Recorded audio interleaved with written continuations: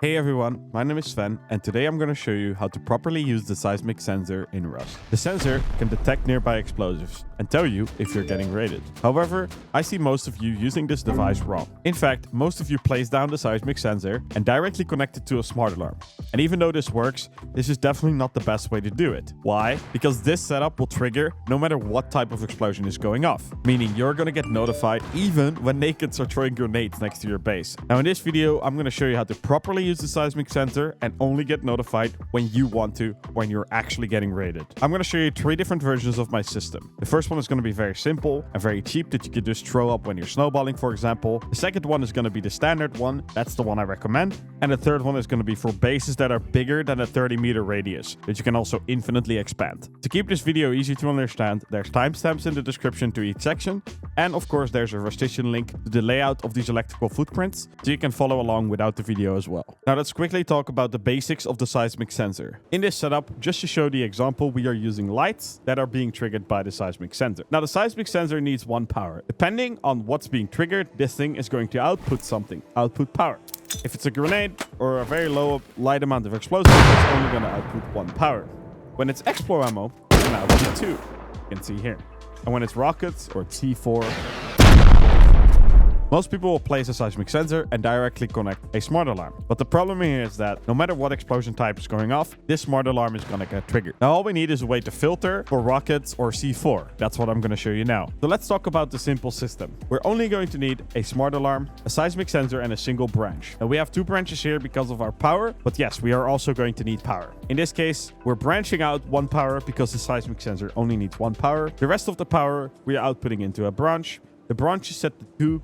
And the power out goes into a smart alarm. This smart alarm is linked to your phone, and that's it. This smart alarm is only going to go off when there's actual C4 or rockets going off. We are throwing a grenade, and this smart alarm is not going to go off. We are shooting Explo ammo. This smart alarm is not going to go off. And we shoot rockets, and this smart alarm bomb. It's going to tell you, your Discord bot, whatever you have linked to it, hey, you're getting raided. You can set this up in any base. You only need 1 power. It's extremely useful for those of you that are quickly snowballing, have a small base. You know, at least you're still going to know you're getting raided, but you don't have to do anything complicated. You're only going to get notified with this one when you're actually being raided. Very simple, very basic. We want to know more, and that's where the advanced system comes in. It's the same system, the same core, except this one has a smart alarm for each explosion type. Now you can decide, or your teammates can decide, to only link the third one to their phone or the Discord bot. But for those of you that have, for example, Discord bots that do message in a channel, they just don't add everyone. It is very useful, these first one and the second one, because that way you at least know that something is going on. But at the same time, you're also not going to get spammed with an add everyone, or your phone's not going to get spammed. Whatever else you have linked to the smart alarms. We're going to need power once again. And all we're doing here with these 2 branches is we're powering each seismic sensor with 1 power. Both of them go to a splitter, and all splitters go into a system that you can see below. I recommend to pause the video here and to just follow the wiring and to do the same thing. We have a splitter that's going to power all the smart alarms, and we have a splitter that's going to block the ones that don't need to go. So when the second one is going to go off, there's power going to the second one, but the second one is also going to block the first one from going off. Tier 1 will let us know that grenades are going off.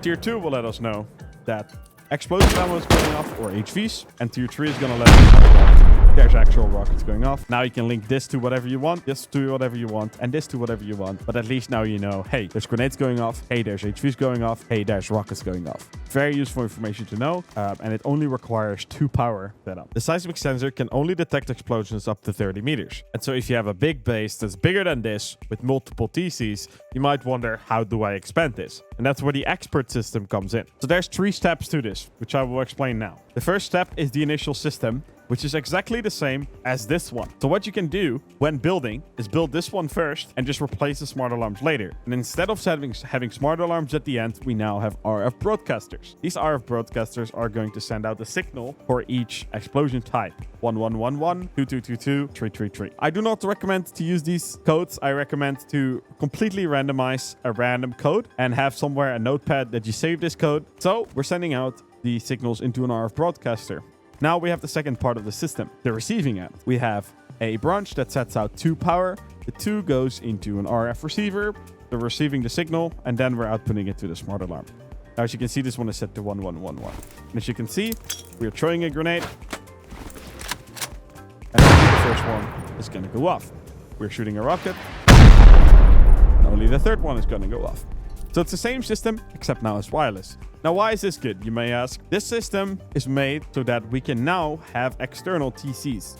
We can now trigger this same RF receiver from multiple points. For example, in a north side of the external TC, in a south side, we can add as many as we want. So how to set that up? Now, I know this might look a little bit confusing, so I recommend to check the link in the description for a better overview. So we need power. We have a solar panel. We have power. We store the power with a small battery.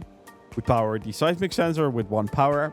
And the rest of the power we are setting into a branch that is set to 3. The seismic sensor is going into another branch again that's set to 2. We're not doing anything with the branch out. We're only doing stuff with the power out. This power out is going to go into the trigger of the timer, into the toggle on.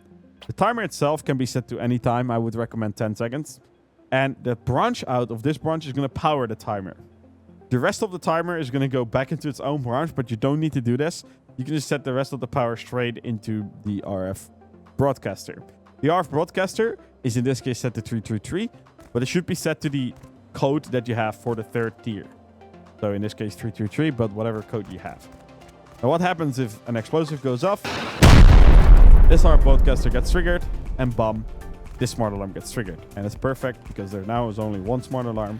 And you can expand this infinitely. You can add this on any external TC in your base. And as you can see, once again, it all fits within a triangle TC. Now, as the final touch to this, I do want to show this to you.